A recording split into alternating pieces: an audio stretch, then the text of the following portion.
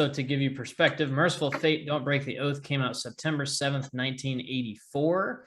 And King Diamond's Abigail came out October 21st, 1987, just in time for Halloween. So what does that, Levi? That's a My 3 first gap. Halloween. Not a 13 year, that's 3 years.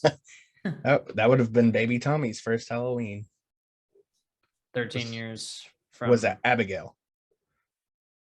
Abigail came out in 87, October. I was born in May of 87. So and I thought you were talking about your son. No. This baby Tommy. He was born in like the 2010s or something. Yeah, he's 2012. Yeah, that would be your first Halloween. I forget your Halloween. So to preface this before we get into it, the Mercyful Fate album is just an album, you know. I mean, it has its themes and things that King Diamond sings about, and that's just how it is. It's just very like, it's more of a straightforward satanic, metal record. Yeah, exactly.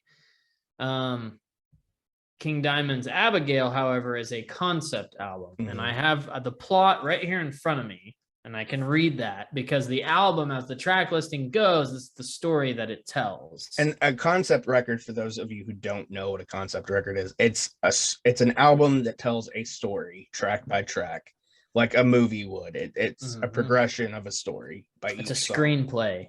Yes. It's a musical screenplay. Yes.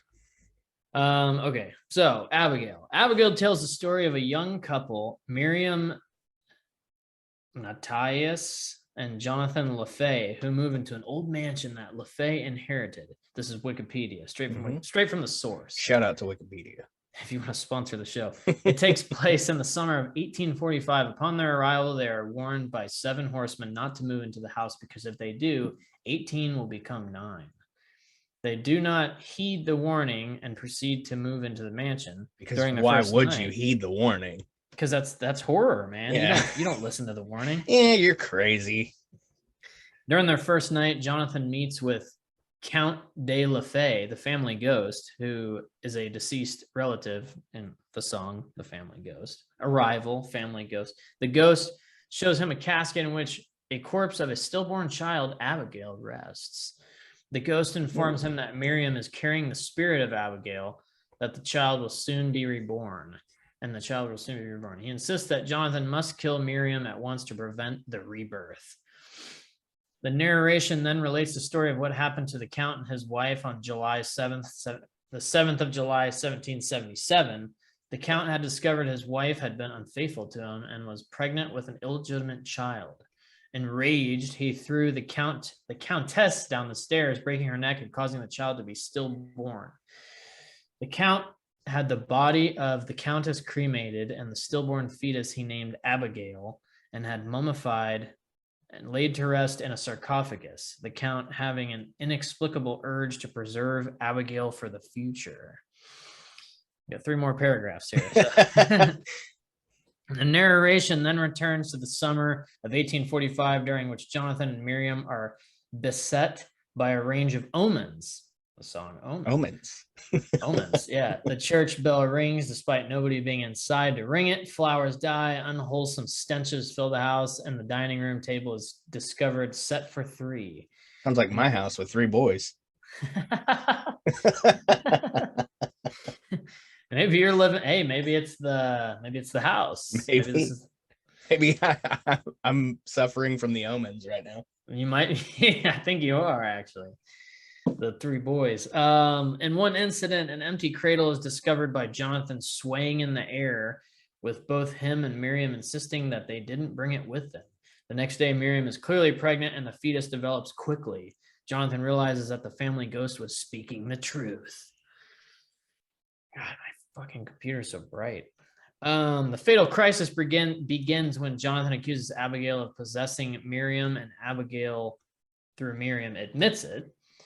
Jonathan is terrified and considers getting a priest to exorcise Miriam. Miriam, however, exercising a moment of control, urges him to cast her down the stairs to kill her, just as the Count had slain the Countess and Abigail's original incarnation.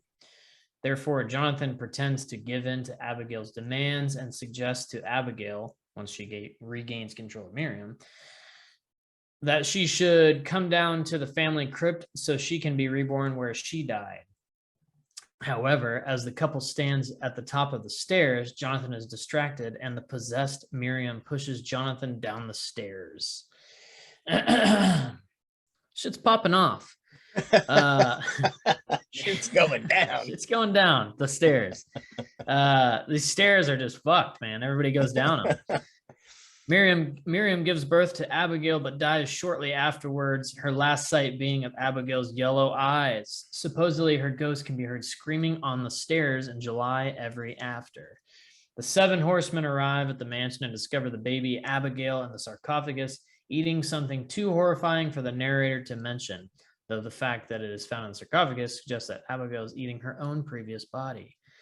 Appalled, they take her away to bury her in a hidden chapel in the forest with 7 silver spikes driven through her body, a burial heard as the intro to the album, in the hope that this will prevent a further resurrection. That's it. That's the story of Abigail and the house and the stairs that everybody falls down. I really want to believe that King wrote that Wikipedia. I hope he did. I really hope he did. He's like, in the narration then relies the story. It's crazy. I love it. Jesus so Christ. I wish I would have proofread my notes because I already see like 3 fucking autocorrects that shouldn't be there. Autocorrect from what? Like the story? My notes. Oh. Yeah. Okay. Yeah. It's all right. All Mine right. are all fucked up. I'll figure it out. I wrote one of them actually while I was driving down the highway today. It was really hard to do. So sounds safe. It was not safe, and nobody should try that at home. Don't write and drive. Yeah. So it was to the side and it's scribbly. So that's all. I wasn't. You were just like, I need to write this real quick before I went left to center at one point, and then I put the notebook down. I was like, I'm not doing this. I can't do this. It's not safe. I need to be safe. So anyways, how do you want to do this though? Because the first track on Break the Oath is a song. The first track on Abigail is an intro. We just give it the win. We got to do it. Yeah. Okay. Okay. So I will start. I'm going to go Fate, King Diamond. Yeah. For, chronological. So, A Dangerous Meeting is the first track on Don't Break the Oath. I have Heartbeat, rhythm section to open it. Hank Sherman's big on riffs. King trading back and forth between frontal vocals and falsetto, frontal being like from the front of your face. Cool solo into a machine gun riff. Nice scream. Cool breakdown with heavy drums, and then the ominous bell. Mm-hmm. Ominous. Ambiance. It pops up in here. A lot. It pops up. But yeah, that's all I have for notes on that one. Okay. It's a cool song.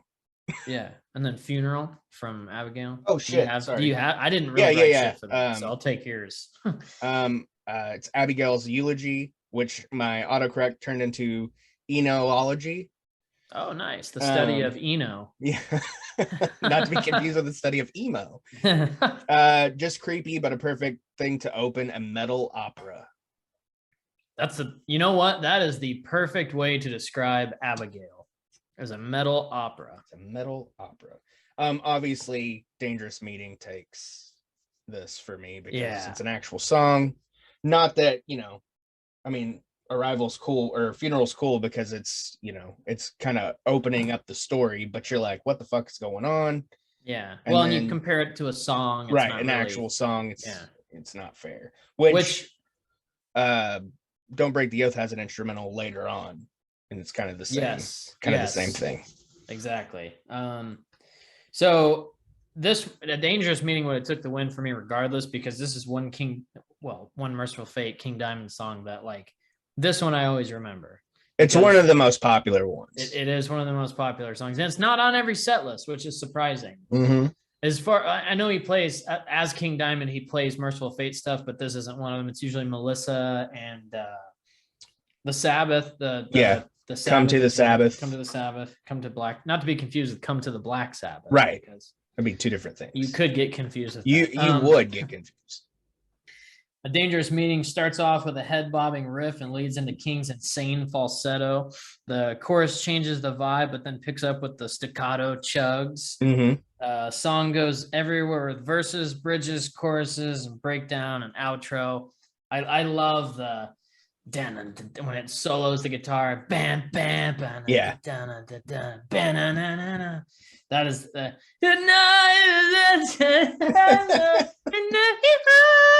it's crazy, dude. It's so cool though. But this is the one we talked about it before that like this song I think it was my introduction to King Diamond probably, but that like his regular singing, which that's not even his regular, like he has so many different his ways range is he's all it's over always the place. different, especially in Abigail. Mm-hmm.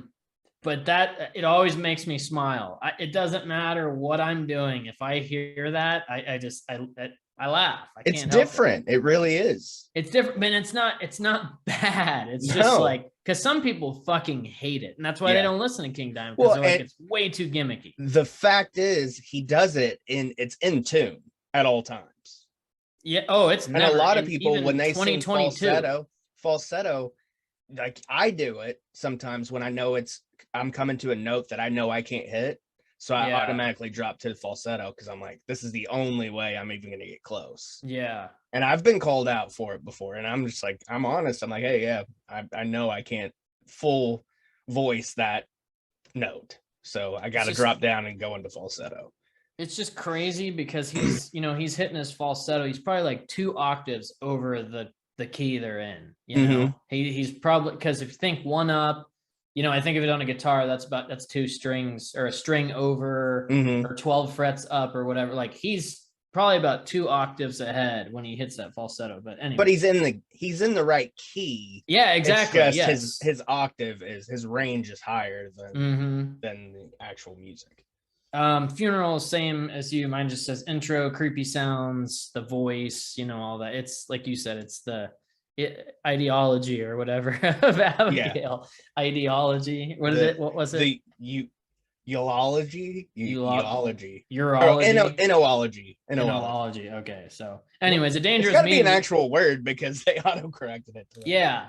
A Dangerous Meeting would have won regardless. Yeah. I don't think it really could have went up again. Like even against like a Melissa or something, that would be a little tougher, but I love A Dangerous Meeting. Yeah, I like it too. It's really good. It's a cool name. Yeah. A Dangerous Meeting. There's a lot of cool song titles on these records, both of them. So second I have, so Dangerous Meeting. Did you mark it already? Yeah. Okay. So the second track on Don't Break the Oath, Nightmare. Excellent bass riff to open, heavy chug-a-lug. We go right to falsetto on this one. A bit of a trade, but not as much as the first track, A Dangerous Meeting. He goes frontal to falsetto a lot. Screamer of a solo. Hank Sherman can be added to the list of unsung guitar heroes because that seems to be the trend on our. He can go with the dude from last week. Who was Campbell. that? Vivian Campbell. Yeah. Hey, get in line, boys. You're all getting your fucking just due now. Yeah. Church choir sound with the King's. I mean, it's layered tracks of his vocals, and it's insane. I counted it, and it sounds like it's 4 different tracks of vocals on the backing tracks. Really? Yeah. King is truly one of a kind here. Melodic solo, tons of drum rolls. Yeah. Bass way more prevalent on Mercyful Fate than King Diamond. King Diamond definitely likes to laugh. He does. The creepy laughs. He is a fan of the Halloween soundtrack laughs. Then what is it? Arrival? Arrival. Right? Yes. Opens like a Trans-Siberian Orchestra commercial you would see on TV. Melody is killer. Obviously, it tells you about that it's taking place in 1845. Falsetto almost plays like a lead guitar on this track. Awesome solo, or should I say solos, by Andy LaRocque.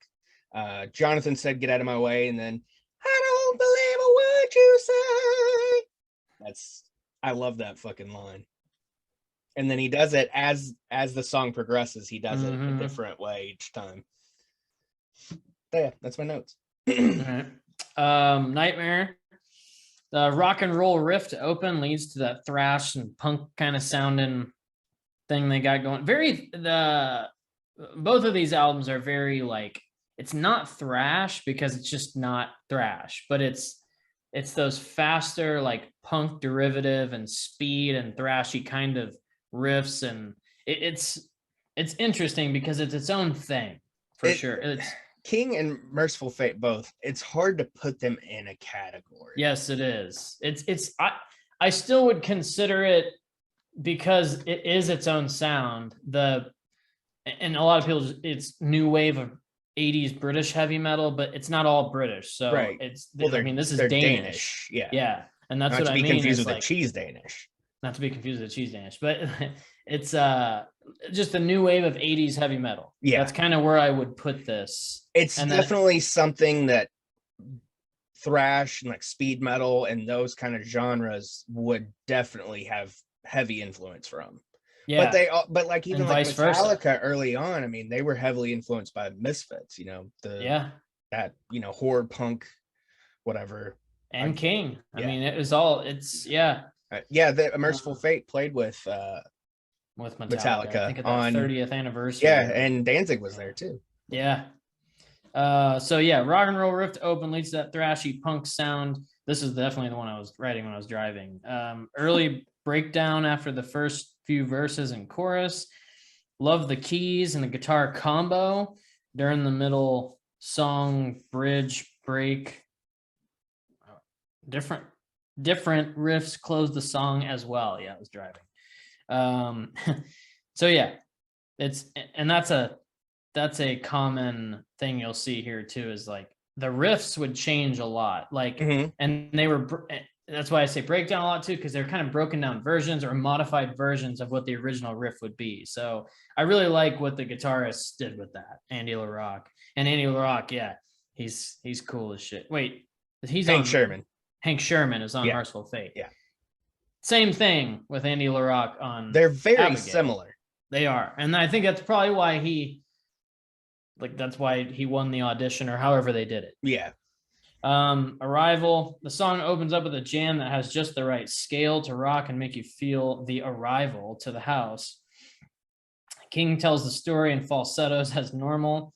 Thrashy riffs and drums, mid-song riff change with the audible bass following the notes, like that. A breakdown, which is an early version of the modern ones where it's more of a slowed down halftime kind of version. I don't think they go halftime, but it's cut the time a little bit and just slows it down, and with the broken up riff, and then lots of soloing in the song, including at its ending, which is also a common concept for both of these albums. Sometimes a lot of times the solo ends the song, or at least right up to that ending point. So yeah, this is it's a tougher one. I really like Arrival. I was gonna say I'm giving it to Arrival. Okay, I like Arrival a lot. I like them both, but yes, yeah,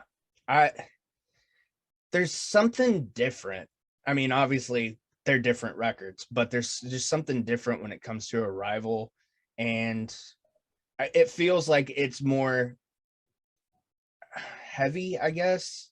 It is on this record heavy. On Abigail, where Don't Break the Oath, it's just full-blown metal, like pretty much all the way through. There's one song I think I compared more to rock. They're definitely, Mercyful Fate's got a lot more of those earlier 80s, and it's mid 80s at that point, but the rocky kind of elements. Yeah. Versus, like, because people are still pulling from Zeppelin and Sabbath at that point. At this time, but yeah, I'm good with Arrival. Arrival's good. So we're 1-1. Yes, sir. Desecration of Souls. This one's a little strange. Crunchy guitar to open, and then King's voice here, where he's like, it's like a mix of Gene Simmons and Lemmy. That's the vibe I got from it. And again, that's just the many different ways he sings, And then that tapping guitar sound, it sounds like the opening to Tonight I'm Gonna Rock You, and it's like, Maybe the most straightforward song after the strange intro.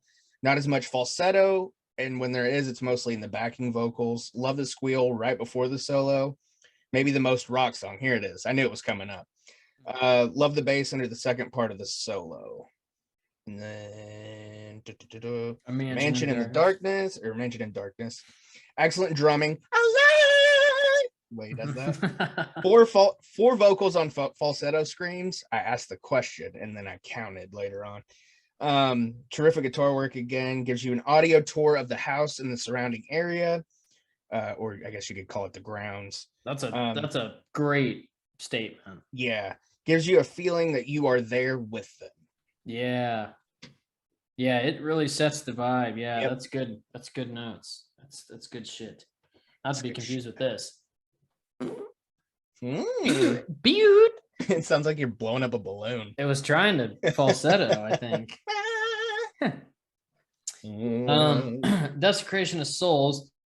The evil sound for the open, I believe, thanks to a tritone as well when the guitars play, and I've learned a lot of music stuff over the years, but the tritone, I know what it is. I know what it sounds like, but I don't know how to explain it. I can't recall how to explain it. Yeah. And it's really stupid because it's really easy to explain, but I don't remember in this very moment. My brain's kind of fried at this point. Getting old, man. Yeah. Plain and simple. We had that conversation earlier. Yes, we did. Yes, we did.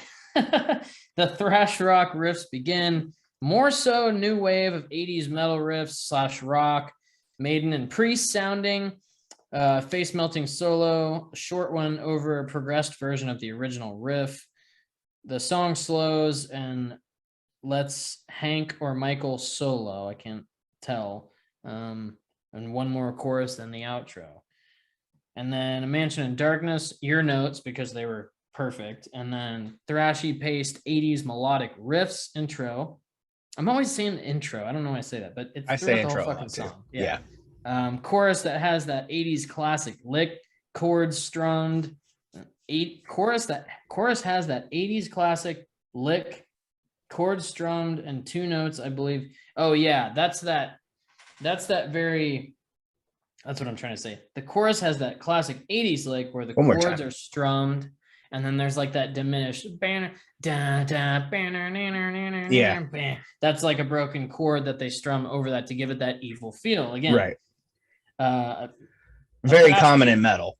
Yes, very common in metal, especially modern. That's a very big thing, except it's a very fast jam with evolving riffs. And fun fact, I didn't know on this album, I didn't know Mickey D was on this one until I had looked it up, which that is really cool because I say something later in the album when I finally realized it or whatever, because I looked at it, I was like, I should probably know, but because he plays fast with Motorhead, that's fast rock. But this, I mean, he does his Motorhead thing, but he fits it in metallically just right, It's like very metal Mickey D right here. Yeah, Mickey D is on. He's awesome. He's awesome. He's on Abigail. He's on. I think he's on them. Yeah. And he's on Conspiracy. And then after he recorded Conspiracy, he left. Yeah. Then he came back to fill in on the next record. I think it was Spider's Lullaby. I think.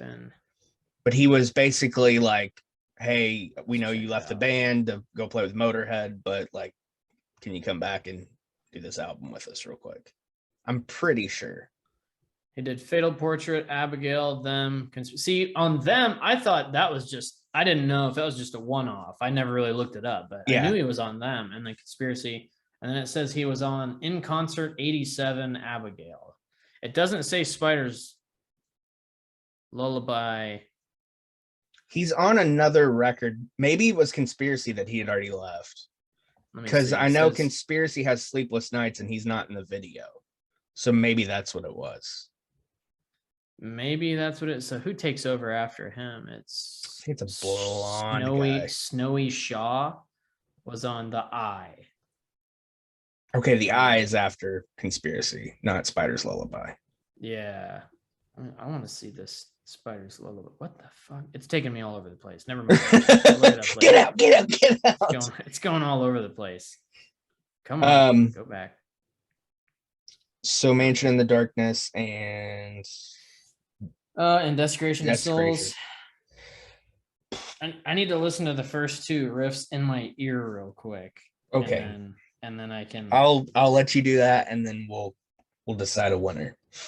Make my and then make my deciding factor. Mansion in Darkness. Let's see. Yeah, see, I remember I really liked the Mansion. I really liked the Mansion in Darkness, but I know I like Desecration of Souls because I remember that. Yeah, that's a cool. This is a tough one. This is a tough one. This is really tough because these are. If I'm not overthinking it though, I'm going with Mansion. Yeah, because I could sit here and overthink it. I'll overthink it, so I'm going with my gut. Yes. If you want to go opposite, we can figure it out in the end. No, I think I'm good with a Mansion in Darkness to make it easier on us. And Desecration of Souls is awesome. It's a and that goes with all of these that we're doing. Like even with Maiden and Priest, it felt like we were just, burying Priest, but we're not. I mean, we wouldn't have even put the record on there. We wouldn't have listened to it if we didn't like it. Exactly. Yeah. But a Mansion, I remember that's one in particular that I'm like, Mickey sounds great. Yeah. And Andy sounds great. And King always, it's just, and Timmy, So I'm good with a Mansion. Okay. I like that.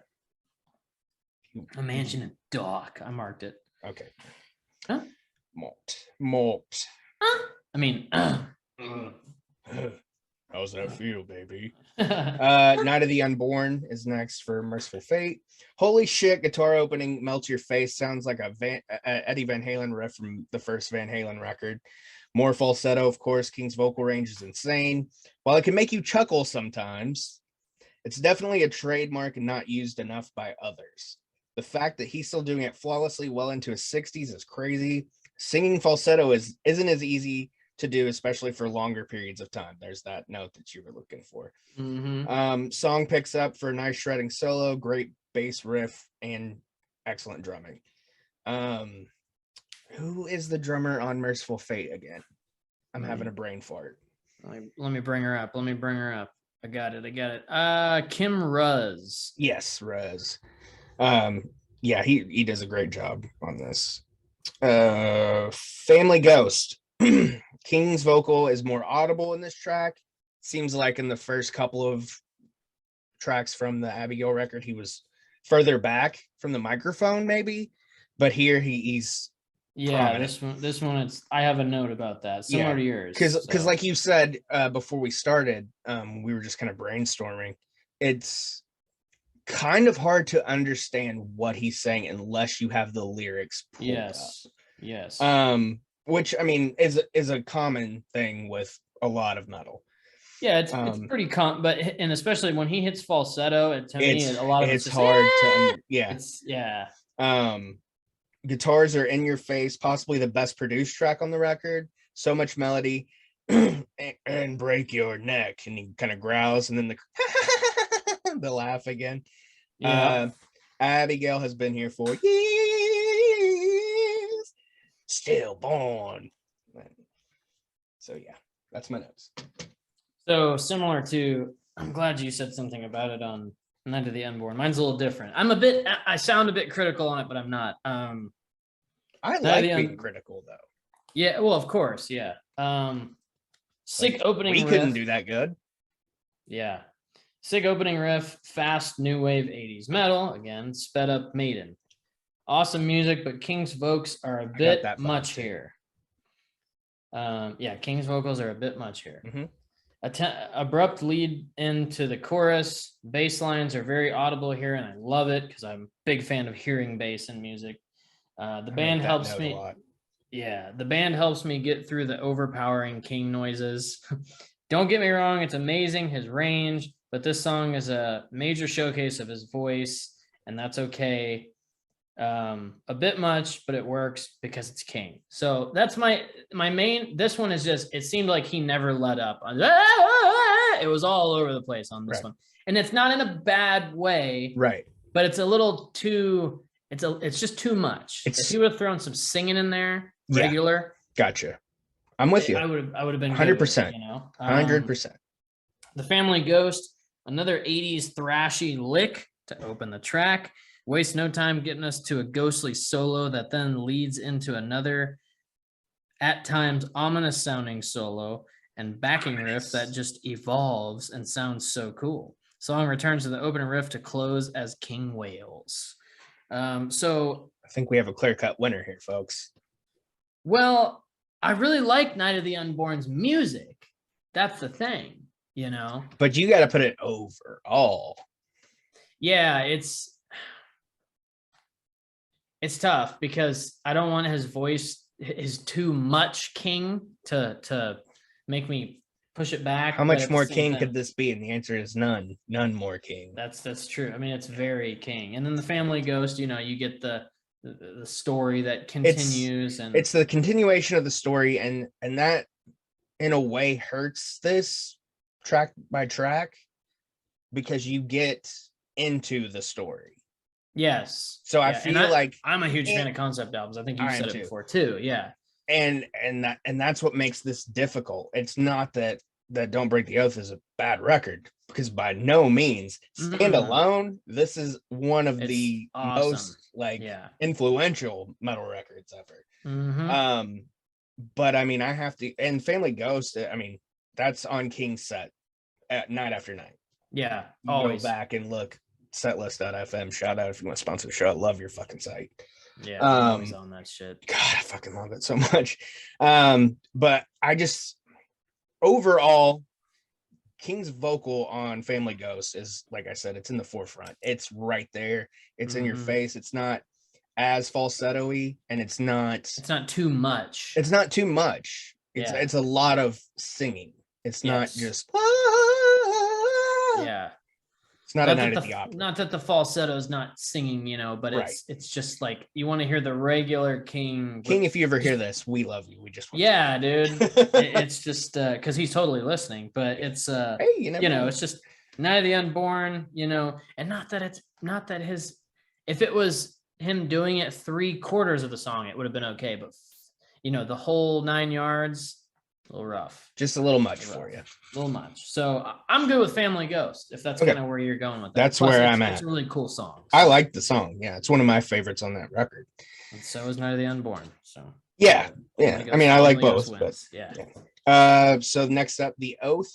I have King Diamond is the more evolved version of Mercyful Fate. Yeah. There you go. That's I mean, he does Fatal Portrait first and then Abigail, but you can see the progression. Yes. The Oath, ominous opening, makes you feel like you're in Dr. Frankenstein's lab.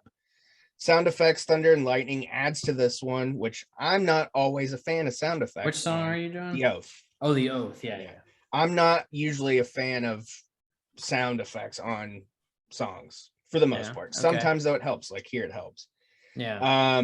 It adds to this one. Bells ring, rain, church organ plays as we await the musical storm as King starts a prayer. More laughter. Always important. I gotta have the laughter. And we pick it up. Excellent tempo and welcome back falsetto. King definitely carries this sound into his solo projects. A precursor to Abigail. That's in the notes for this. Wish Timmy Hansen shined as much on Abigail as he does on this record. And then we get the 7th day of July, 1777. A real date on a tombstone a fan gave King a picture of while on tour, and he used it here. Also, Abigail was the name of that, whoever that tombstone belonged to's mother, I believe. Oh, really? Yes. So that's where that came from. Love the, excuse me. Love the acoustic intro, gives the track a different feeling, and then it starts to kick. Andy LaRocque, another underrated guitar player, add him to the list, seems to be the trend in this tournament. On the 7th day of July, I always have those long falsetto notes marked for some reason. Because you have to. I mean, you're listening to King, you have to know. And I like to do it, so. Okay. So, The Oath. I had to go to my back page to start that one. I had a lot more notes on that one. Sine waves, Sabbath bell, organs, reanimator. I put like the movie. I don't know why. It just reminded me of like all those sound effects were so like 80s horror movie. Yeah. And I love that. So, I do too. Yeah. Yeah. Evil voice, laughing. Has that climbing feeling of tension for the verse riff. Mhm. Chorus is king making noises. Question mark. I don't know why I wrote that. Another song with many identities and evolutions. A bit on the longer side, could be a bit shorter. But I think that also is, you know, the Let's intro is face like it, none of these are ever going to be like mainstream radio hits. Yeah, though.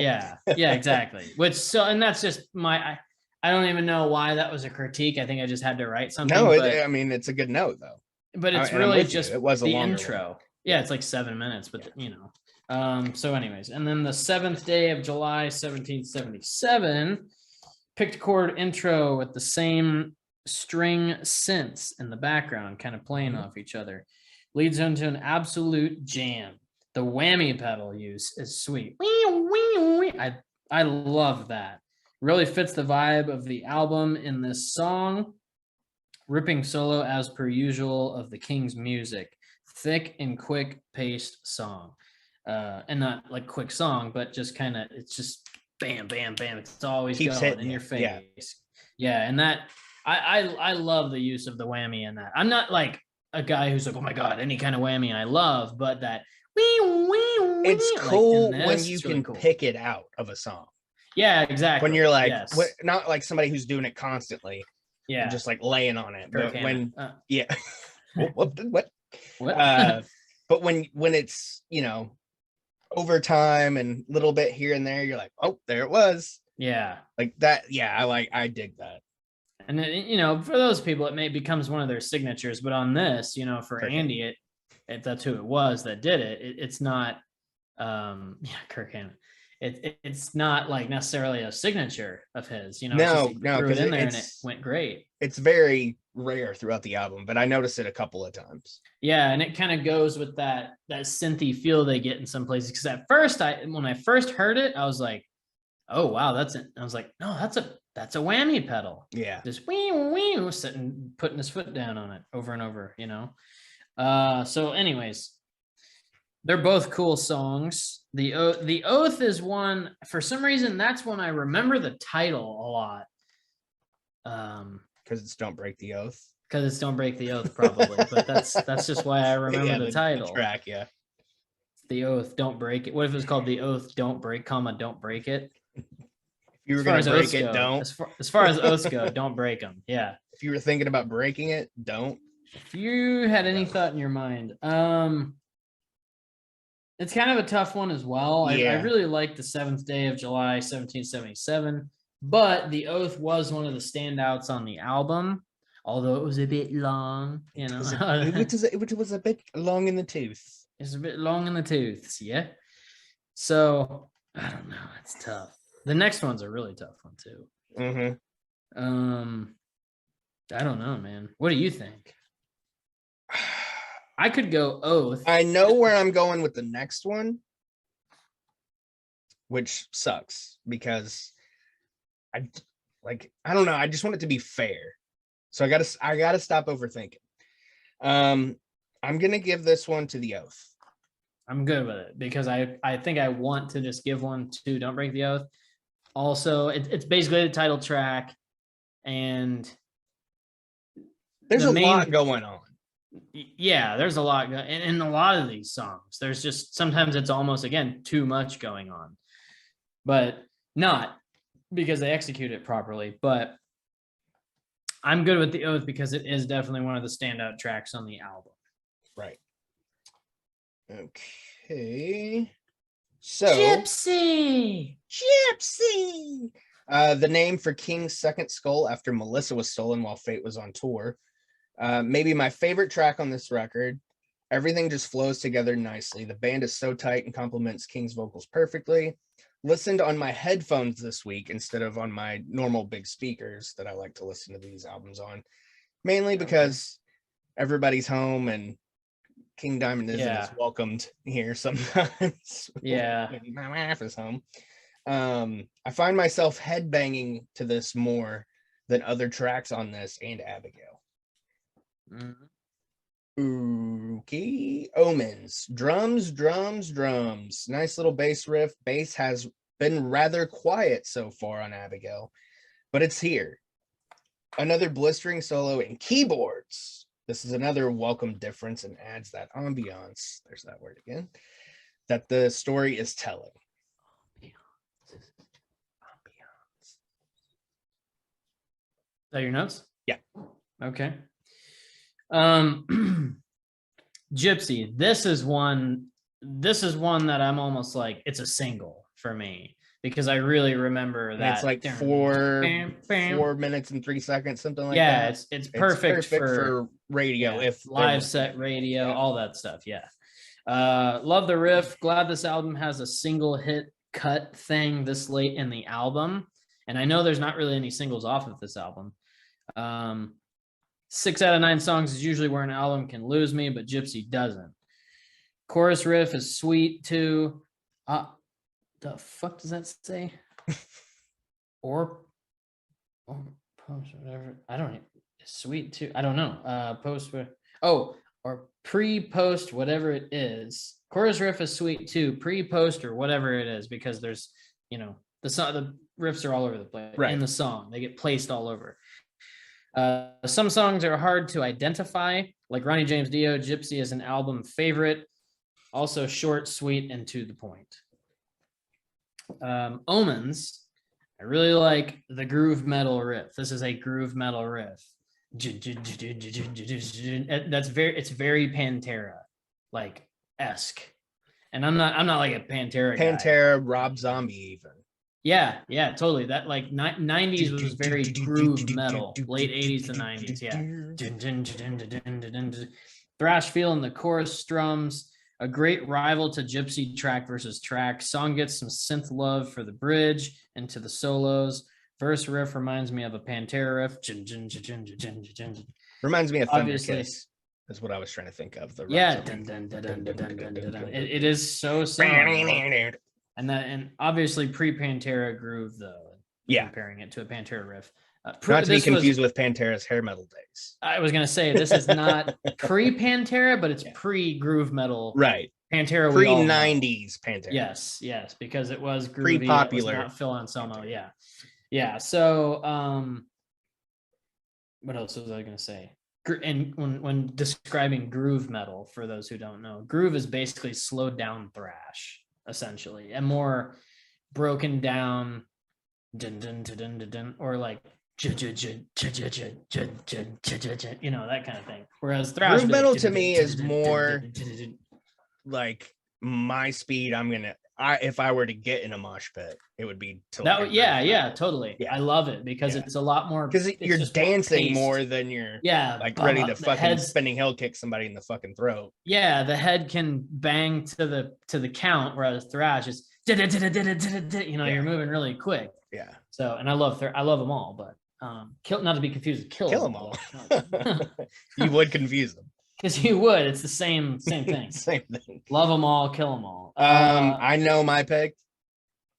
Man, so Omens is one of my more favorite songs on Abigail, but again, Gypsy is just such a standout track for me that it's like, like I said, if there's a single off this album, it's this, at least this Gypsy. So, and because Ronnie James Dio's Gypsy was also one of my favorite songs on the album, next to so anyways, I'm good with Gypsy. I'm good with Gypsy. Yeah.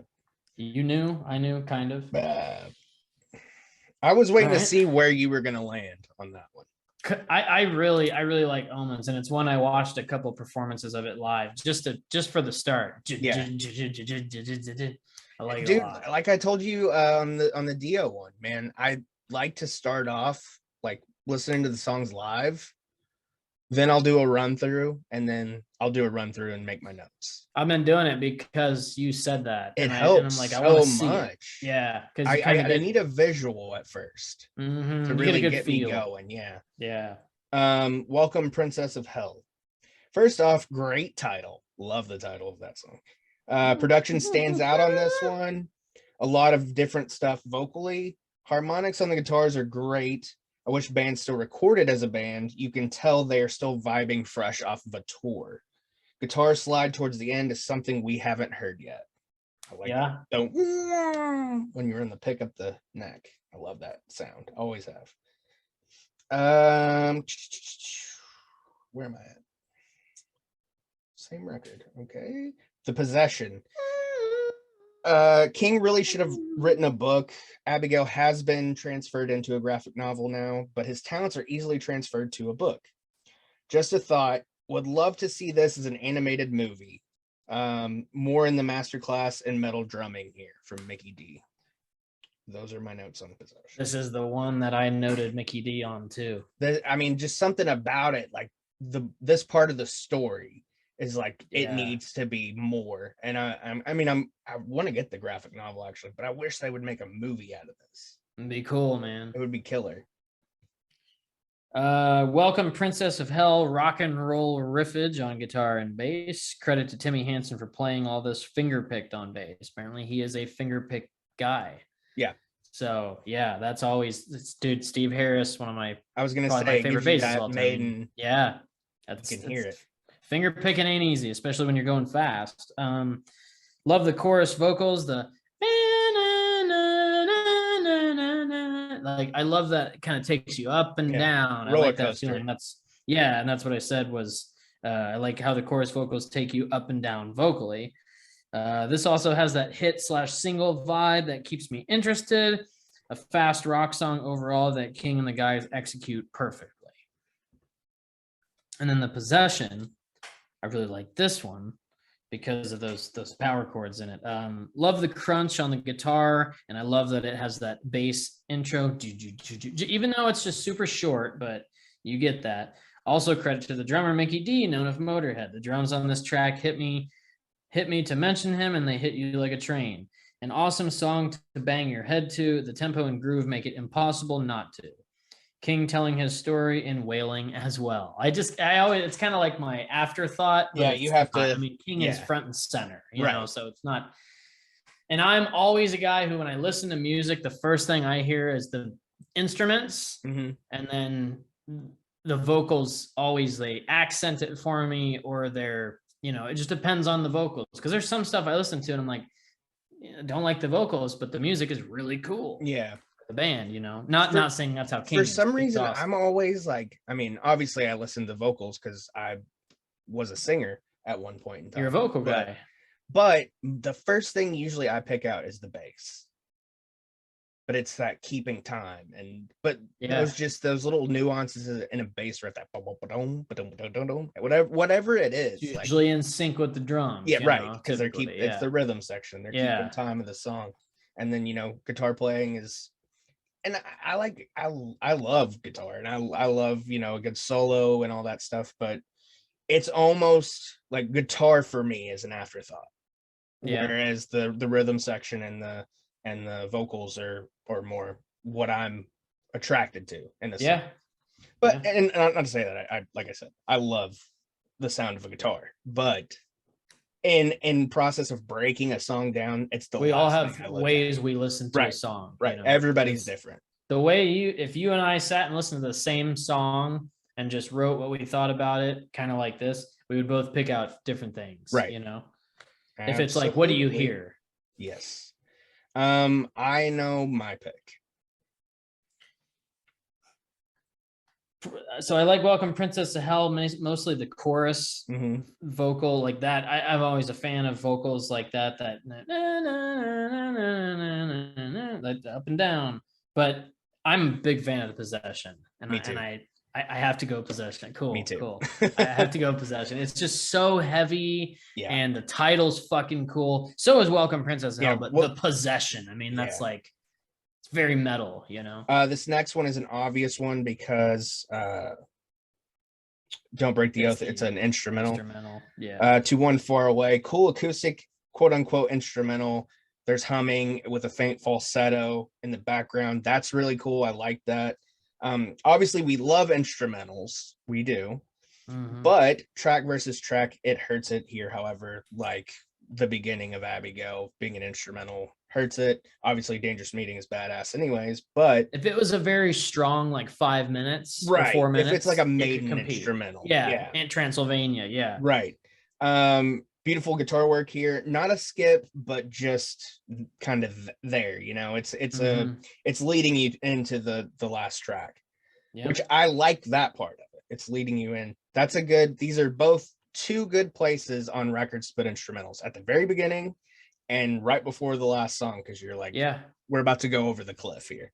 yep. And then Abigail, obviously, it's the title track. It's King's probably most well-known song because this album is so popular. It's the most well-known, I think, King Yeah. Diamond there is. The that he does in the throughout the song. Abigail is the brain and control, playing them like puppets. King's most well-known track, here it is. Vocally, possibly the best on this record. You can feel the story winding down, or at least this chapter. Miriam gives birth to Abigail. She is back, you could say. Abigail has returned. To One Far Away, the instrumental. It's the rival to Funeral, really. If they were in the same place, it'd be an easier comparison. Plucked guitar and leads that would make a great movie scene music. And that's not like, I'm not saying it in like a bad way, but I could just see it in a movie scene. Like it would both be good. Both of these albums would be great movies, honestly. Yeah, they would. Yeah. Abigail, this one takes you on an adventure. Mickey's crushing it on drums. Guitar riffs are all sweet and set the tone for the story and concept of Abigail. The ripping solo following the verses and choruses. Abigail is a ghost slash mummy slash demon. She is the Jill of all spirit trades. I like that. I was like the jack of all trades, but she's the Jill, you know? Yeah. So obviously Abigail has to win because it's Abigail the actual song, and this is where it really picks up. Yeah. This is where you're getting, like I said, to at least the end of this chapter's coming to a close. The climax of the story. Yeah. All right. Yeah, Abigail takes the dub. Where are we at? Let's see. I mean, I already know which one I'm picking out of the last two, so. Looks like Don't Break the Oath only has 3, and 1, 2, 3, 4, 5 for Abigail. So Abigail wins already by default, but just for sake of doing it.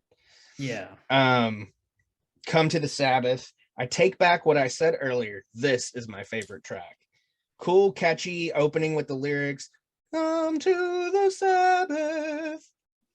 It's very understandable, very legible. Opening with the lyrics, drum rolls, thick bass line paired with dueling guitars on this one. 2 candles, black and white, are placed on the altar. I love that line. I actually put cool fucking lyric. I didn't say I love that line. Come to the Sabbath. That part's cool. Love the tempo. Another incredible guitar solo. Another great track to end a record. We see that a lot with these albums that we're doing. The last tracks, sometimes by the end of a record, we're cashed out, we're done.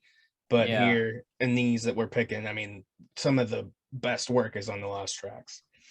Underrated musicianship, if I could speak. Cool keyboard, then the drum kicks all over the place with that one. Bass again pumping in. You think it's over? Nope, not yet. Cool breakdown with more shining for the rhythm section. Love the You Are the One fade out. You are the one. Love that. And then Black Horseman, another acoustic intro, guitar squealing, baby Abigail was eating. We can only imagine what. Excellent breakdown, false finishes, love that. Cool track to take it home. Bass picks up at the end, welcome back. Dueling guitars and Mickey D's excellent drumming takes us out. While the lyrics are something unsettling, the musical journey this record takes you on is so good. Obviously, a more religious person would be mortified. But it's funny to ridicule a band. It's no different than watching something like The Exorcist. In fact, this art shouldn't be ridiculed at all and should be celebrated. Plain and simple, a masterpiece. This would be amazing to see live, and next US tour, I will be there. Nice. This album, this made you a fan. I mean, you were, but Yeah. Cool. I like that. I like the way you put that. It is a good way to put Abigail, man. If you're following the music and you're following the lyrics, you are definitely like sucked into the story. Yeah, because it's telling a you really wanna cool see- horror story. You want to see where it's going. Yeah, I mean, it's definitely like in a movie form. It's pretty freaky, man. Yeah, I mean, like I wouldn't, obviously ghosts and demonic possession is the most terrifying thing to me. for me, yeah. This, yeah, I hate and ghosts. yeah, and this is what it's talking about, Yeah. So, come to the Sabbath. I love that riff, man, and the dun dun dun dun dun dun dun dun. It's just a lot of cool riffage. Anthony shouts of the title at the beginning. Mm-hmm. Come to the Sabbath. Leads into the song's riffage, which is a very uppy feeling rock riff that I love. Chorus vocals pan left and right, which was a neat feature. That was super one cool. Little point in it. Yeah, it was very subtle. It happened like once. I'm glad I had the earbuds in for that one, actually, because I was like, holy shit. It goes back and forth, man. And I'm always a fan of a hard pan back and forth. That's cool as shit. Mid-song breakdown takes you to the signature solo, eerie synth and guitar, and King humming to the key / notes of the pattern. So it's all just kind of intertwined together, and it just makes this really cool sound towards the second part of the song. And then another rock riff comes to take us out, a variation on the one we were hearing. Original riff, yeah. And then Black Horseman picked intro into the sound of the King. I don't know what that means, but maybe you do. His vocals, I guess. Yeah. I mean, that's what I meant. Sound like, I guess the picked intro brings you into that, I guess. Yeah. The song continues to progress as the 7 Black Horsemen arrive. After solo 1, it gets very horror, and then back to a new rock / metal groove as King wails in the back. Finishes strong with a solo. This one I was kind of... Black Horseman's a cool song, don't get me wrong, but I need like 5 more listens on it because it's just long. It's very... There's a lot going on. This is the oath of Abigail. It's that long one where you're like, all right, are we done? Progressing. Nope? Okay. And yeah. So, and I think I know where you're going with it. And I'm going in the same direction. Come to the Sabbath is a really cool fucking song. And that's also that gypsy, that's solo. And this is one that they do live, and like it's very towards the end of the along. Yeah. Right. Yeah. It's very, crowd participation type song. Yeah. Come to the Sabbath. This, honestly, I think this might have been the closest one we've done. 5/4. Yeah. I think Kiss was 5/4 too. We're 9 trackers, we are 9 trackers. Every single record we've done, I think, has had 9 tracks. 8 or 9, yeah. Man, because as much as I'd love to do a 16-track album, it's too long. Yeah, it's time consuming. These are perfect. These little 8-9 track, 30 to 40 minutes. Yeah, get in, get out. An hour. You listen to both albums. You haven't figured out what you like better, and then you listen again to do the notes. Honestly, going into this one though, like even taking my notes, I'm like, fuck, this is gonna be tough. Like, they're very similar, but they're very different. Yeah. So they are. It was a tough one, but Abigail moves on. It is very similar and different in that Don't Break the Oath is that early King Diamond. It's same sound, but it's different. Yeah. And then Abigail just gets with King Diamond, it just gets it gets heavier. It's Mercyful Fate, but heavier. Yeah. And with the themes and all that, which Mercyful Fate has the themes, but it's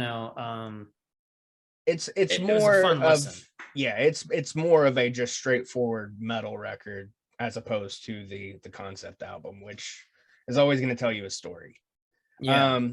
But I noticed that we have been doing 9 tracks after I said that, to keep it fair throughout the tournament. It's kind of like it has, because if you have a 10-track album versus a 9-track album, the 10-track album is going to get one. I guess, I mean, technically we could, and then just if there's an instrumental, we could throw the instrumental out. Yeah. And just, push everything up. Or if there's just one that's like, it's just not a good song, just toss it. We'll figure it out, because it's gonna happen. It's gonna have to happen. It's gonna have to happen eventually, especially as the rounds go. Yeah, especially if we pick stuff from like 89 on. There, less and less records only had 9 tracks. Yeah, 80s was very 8 and 9 tracks. Yeah, because they were trying to fit everything in, and then as technology grew, like even like with Kiss's catalog, like their first album that had more than like 10 tracks was Hot in the Shade, and that was 89, and it had like 15, but like there were only 3 good songs on that album. So it's like, let's just see how much shit we can push out, Well, and it's, the earlier in their career, they're probably doing 8 tracks because they had to pay for that studio tape time. Right. And so 8 tracks, you can bang out a lot faster than 15, know. And that, that's true. When I look at my CD collection and everything, like early to mid 80s, I mean, it's mostly 8 to 10 songs. Yeah. And especially 70s. And there are some albums with a lot of songs. Yeah. They were probably well established, or they just had a shit ton of music. But then and then like with the metal side of it, is a lot of them are only 8 to 9 songs because they're long. They're a couple of longer songs, and then you got an instrumental that's like 1 to like 4 minutes, 3 minutes, and somewhere. Yeah. And then it's like, okay, let's get out. And to the long song thing, I love long songs if it keeps me interested. Right. And none of these didn't, but Black Horseman it's on the longer side. I think it was like 7 minutes or something, and it just needs more listens, because that was the one track I didn't get to multiple times today. Right. So yeah, that's that. It was a tough one, and it's also the last one. So that's why I'm almost done. Yeah, I did Abigail first today, just because I knew that Black Horseman was ending the longer track. Yeah. So anyway, however, though, when I got to Mercyful Fate, because I went on a journey and then came home and then finished up, but it was like when I got to the Oath, I was like, fuck, 7-minute song, and that's when I started texting you. I was like, okay, I'm gonna be done in like 30 minutes. Yeah. But I mean, yeah, I enjoyed it. An overall listen through the whole album. I honestly don't think I've ever done Abigail from front to back until we did this. No, I think I'm with you. Yeah. And on Don't Break the Oath. Yeah, probably. It was cool to do a full listen and see that story progress. And I need to start doing that more with his records as I dive further into it, because it's a pretty big catalog, because you kind of combine, I mean, Mercyful Fate and King Diamond. Yeah, I put them hand in hand, because only a couple players changed throughout, which is like one band anyway. And Andy and Hank are very similar, and they're both and I mean, they both, they write the music for the bands respectively, and King writes the lyrics. And like we were saying, there's a Mercyful Fate and a King Diamond record coming out next year, and I know that the King record, I'm pretty sure it's further along. And the cool thing I learned about King is that he writes his lyrics on Post-it notes. Oh, does he? Yeah. So I'm like, it's like he's a fascinating dude. Yeah, he gets a line, writes it down, and then like I guess he posts it to each song, like as on a corkboard or something. Sees how it goes. Yeah. That's cool. It's really cool. Yeah, very interesting guy. Maybe next year we'll have to do the new albums versus each other. Ooh, that would be fun. That'd be really cool, because we'll have, a new tournament next year, maybe. Yeah. Maybe 2, who knows? Maybe just one long tournament next year. Throughout the year, yeah, because that's kind of what this is. I mean, we started a little late, but yeah, we're catching up quick. Yeah. I gotta figure out what I'm gonna do. Oh, next. Yeah. Yeah. Just make sure the tracks line up as best you can. Yeah. Because there's been some that's like 10 and 9. I know. I 11 found a and couple, and I was like, 10. "Fuck, I'm like, that's what I really wanted to do." And then it's yeah. yeah, it doesn't line up. So gotta figure that out. But This was a fun one. It was different. it was like the Dio one. It was very fun. Yeah. Not that the first two weren't, but I'm better. I'm feeling more in tune with this now. Yeah. The first two are kind of feeling it out. Our musical minds mesh really well together. Like we play off each other well. We kind of know what each other's thinking.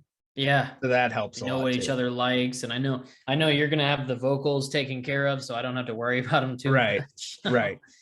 Yeah. I mean, it's just with the King one, it was a little tough because he's it's out there. And it was hard for me up there, but I had to pull the lyrics up. I was like, I have to read along because I'm there. I mean, there's a couple that I was like, okay, that's obvious, but some of them it's like, and then he like when he goes into that growl, it's kind of hard to understand what he's saying too. Not just the falsetto, his lows and highs are fucking nuts. He's crazy vocally. He's the man. He's the big man. He's actually a little man, I think. I think he's a shorter guy. If he's Danish. As far as Danes go. Not to be confused with a Great Dane. Or she's Danish. Yeah. All right. Let's take her home.